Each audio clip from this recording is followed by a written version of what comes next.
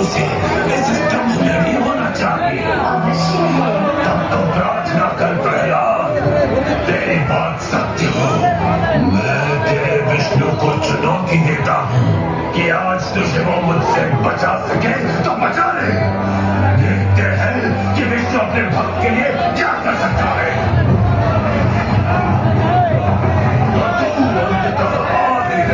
तुमने जो अपने आप को पुकारा, तेरा नाश करने मैं आ गया। मेरा समय समाओ।